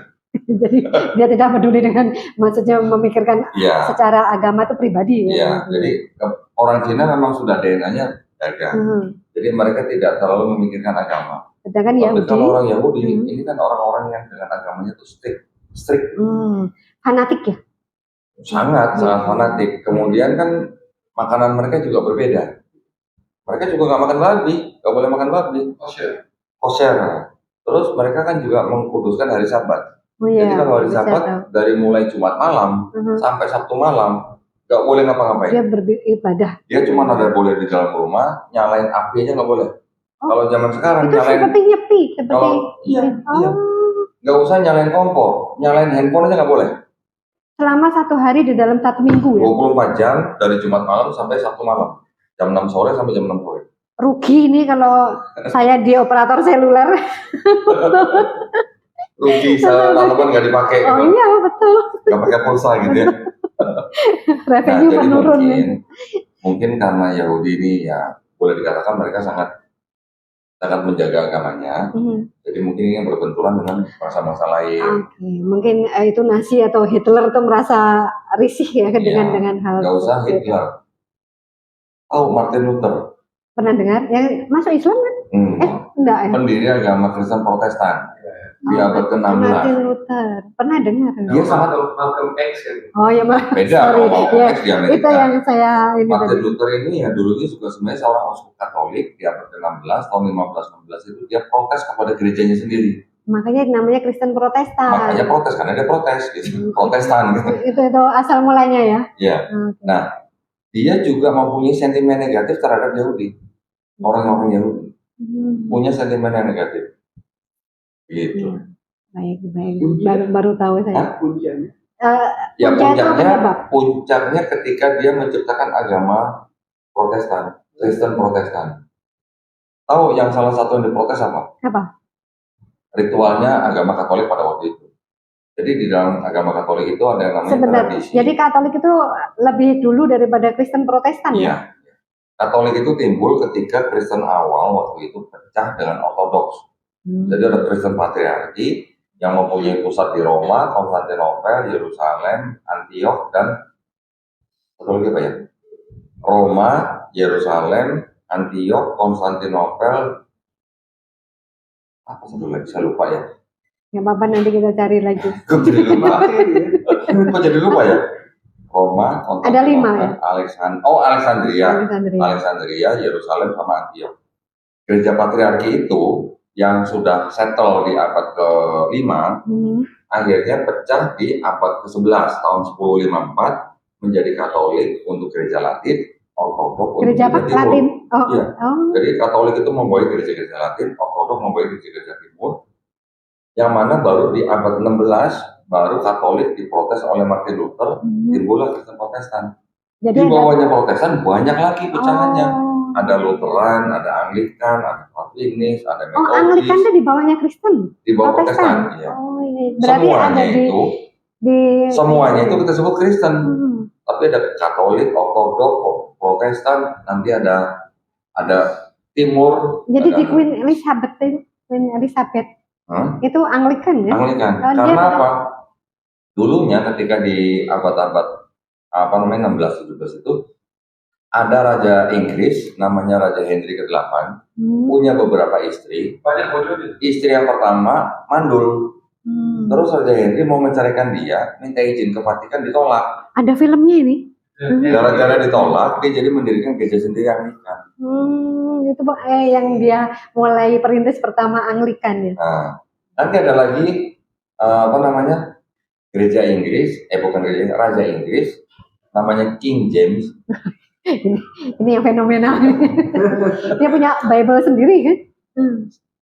Bukan, ya dia punya Bible sendiri disebut dengan King James Bible. Dia memerintahkan penerjemah-penerjemah untuk menerjemahkan Bible dalam bahasa Yunani dari Textus Receptus diterjemahkan dalam bahasa Inggris.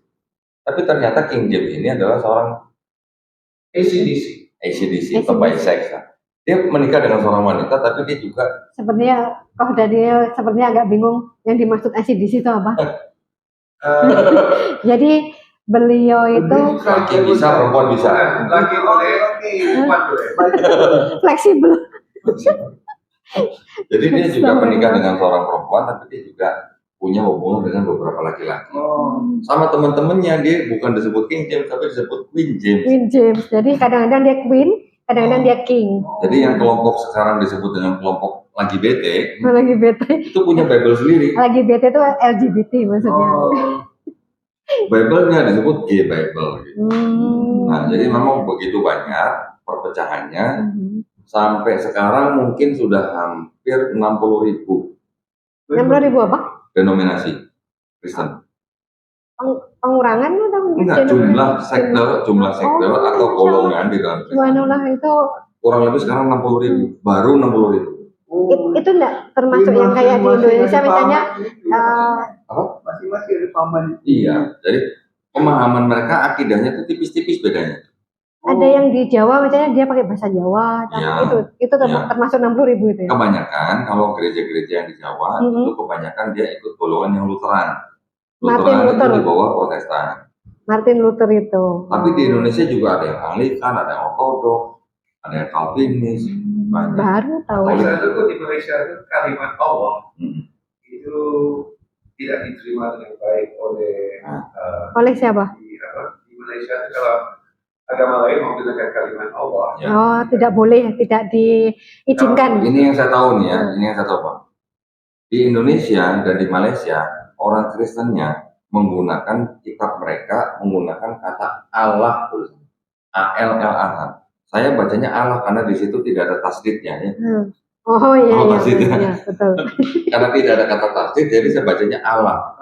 Kenapa mereka menggunakan kata Allah? Itu memang dulu diinisiasi oleh penjajah Belanda di Indonesia. Oke. Orang Belanda yang sedang menjajah Indonesia itu kan mereka punya misi kan 3G. Iya, gospel. Kalau sekarang udah 5G kan. 5G betul. Zaman dulu 3G. Gospel, gold, glory. Gospel ini sebenarnya merupakan satu kegiatan utamanya mereka sebenarnya. Misionaris sebenarnya. Iya, misionaris. Jadi ketika mereka menerjemahkan Bible ke dalam bahasa Indonesia, mereka ada yang mempunyai pepatah begini. Ketika kita mau menebang suatu pohon itu, ada pohon besar, kita harus menggunakan kampak yang gagang kampak ini berasal dari pohon itu. Kampak tuh kapak kalau di sini. Jadi kalau mau menebang pohon itu, kita harus menggunakan kapak yang kayu kapak itu berasal dari pohon itu. Loh, gimana caranya dia belum ditebang? Menggunakan, jadi aplikasinya menggunakan kata Allah.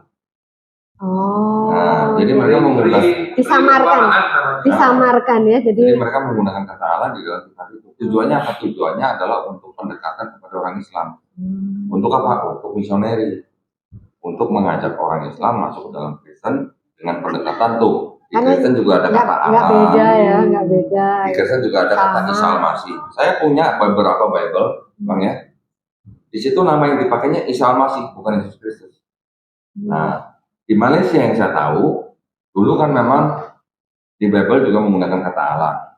Terus kan diprotes, masuk pengadilan, akhirnya dilarang. Tapi setelah itu beberapa saat kemudian, akhirnya dibatalkan oleh MK katanya. Ya kan?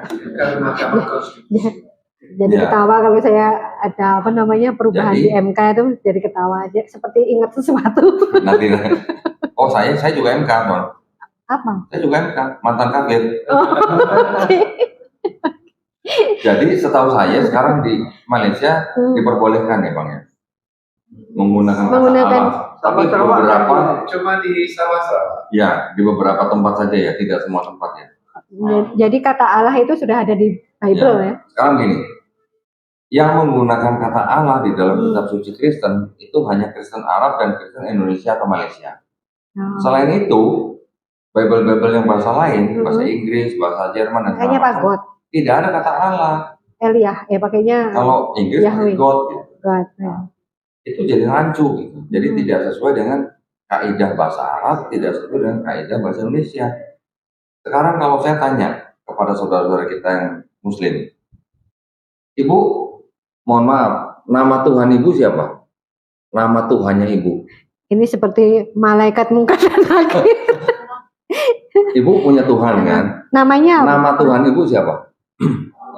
Allah. Mudah jawabnya kan? Allah. Jawabnya mudah.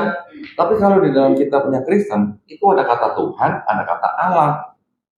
Jadi itu disamakan. Jadi kata Allah di dalam kitabnya orang Kristen, itu bukan nama Tuhan, tapi itu hanya title atau sebutan umum atau generic name.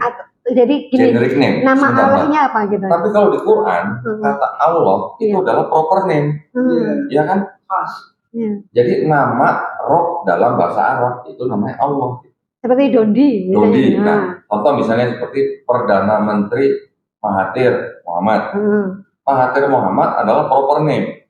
Perdana Menteri adalah generic name. Jadi Allah itu adalah Perdana Menteri tadi, nama Perdana Menterinya ya. Namanya, nama orangnya. Presiden Jokowi misalnya. Jokowi adalah nama pribadi. Presiden adalah jabatan atau sebutan. Jadi atau Allah tadi jabatan. Title. Di dalam Bible yang Kristen, kata Allah ini menjadi jabatan, bukan menjadi nama. Jadi kalau kayak Koh Doni tadi tanya, bilangnya nama Allahmu siapa gitu kan Oh, ibaratnya. salah. Ya. Saya nanyanya nama Tuhannya. Nama Rob kita siapa? Saya tidak akan nanya nama Allahnya siapa, enggak. Nah, kalau di Bible ibaratnya Kalau di seperti Bible itu. menjadi nama Allahmu siapa gitu. Oh iya, aku baru tahu. Aku baru tahu, sekarang baru Bedanya di paham. situ, ya. Oke. Itu kira-kira. Tapi ini hanya sharing ya, Iya. Mbak Daniel ya. Ini hanya sharing. Tujuan saya ke sini kembali lagi bahwa saya alhamdulillah banyak terima kasih kepada Bang Samsul dan Pak Ambar yang sudah mengundang saya dan istri ke sini. Sama-sama, Kok Doni. Saya juga Untuk senang. touring motor ya itu yang. Tetapi yang paling utama adalah untuk berdakwah. Kita bersharing.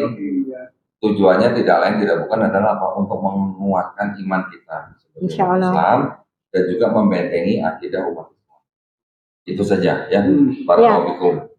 Maafika barokallah. Saya juga baru tersadar pada saat Kak Doni bilang, Mbak Ambar, di sana kira-kira ada slot atau ada waktu untuk saya berdakwah nggak?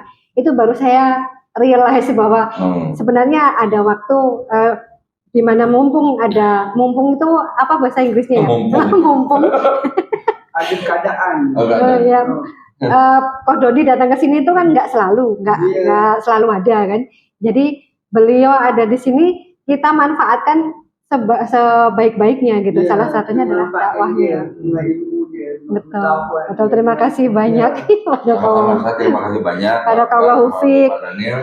Mudah-mudahan kita semuanya istiqomah. Amin. Dan husnul khotimah. Yang paling penting husnul khotimahnya. Betul. Kadang-kadang kalau kita didoakan semoga kamu husnul khotimah, itu mereka tersinggung. Padahal ini adalah doa yang bagus kan untuk orang hidup. Betul. Semua muslim pasti akan berharap husnul khotimah. Tapi kadang-kadang orang menganggapnya aku dulu belum mau mati kok didoakan seperti itu. Tapi kan pasti mati. Betul. Semua manusia kan pasti mati. Nah, setiap nabi-nabi yang sudah diutus untuk memperingati umatnya selalu memperingati apa? Jangan sampai kita mati kecuali dalam keadaan Islam. Amin, insyaallah. Itu yang kita ingin. Baik, pemirsa, terima kasih sekali. Tunggu video selanjutnya, kita lihat foto di perjalanan naik motor. Betul. Daripada Kuala Lumpur sampai Pulau Pinang. Ini yang akan ditunggu-tunggu, seperti apa sih jalanan Malaysia dengan Kak Doni di atasnya.